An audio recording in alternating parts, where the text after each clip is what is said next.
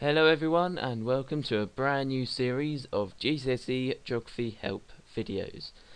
This time we're going to look at development, and specifically this week, how do we measure development wealth? So, this is our little mind map. You might think it's small, but it's actually quite a lot to cover, and there's quite a lot of case studies as well. So, as I said, this time we're looking at wealth. Next week we'll look at poverty, week after that life expectancy, HDI, and then we get onto our case studies down in South Asia and Sub-Saharan Africa. So, without any further ado, off we go. So, how do we measure wealth? Well, the main two measures of wealth we're going to use is GNI and GDP.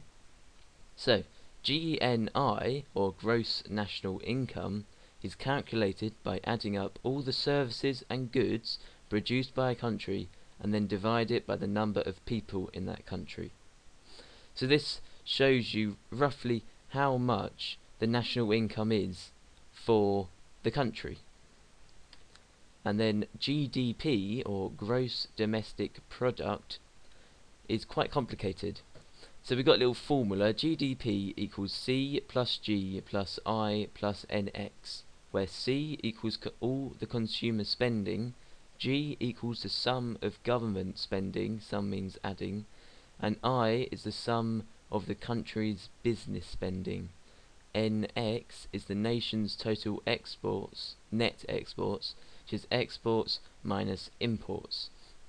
This is a more detailed version of GNI. It takes in a much more wider range of things. So, why use wealth as a measure of development?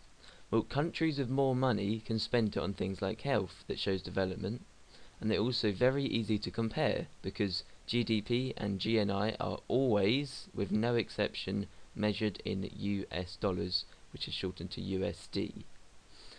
So, easy to compare and shows development, so they can spend on things like health.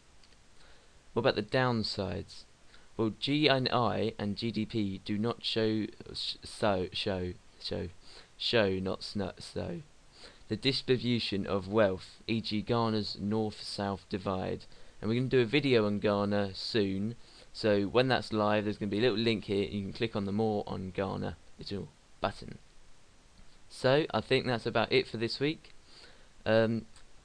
Hope you learned some more about wealth. Next week we're going to look at poverty, so see you then.